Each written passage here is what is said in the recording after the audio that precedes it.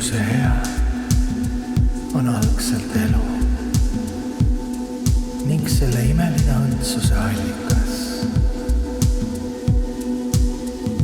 Kui me seda kas või natukenegi teadvustaksime, piisaks sellest, et tõusta kohe kõrgemale sünni ja surma hirmust.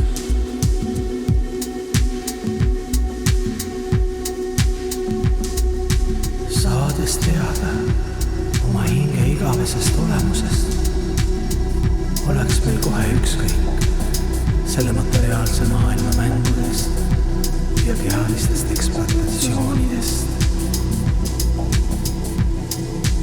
ning me spontaanselt sukelduks kogu elava ja kõige kõrgema ekstaatilisse teenimisse, mis ongi armastuse kõrgeim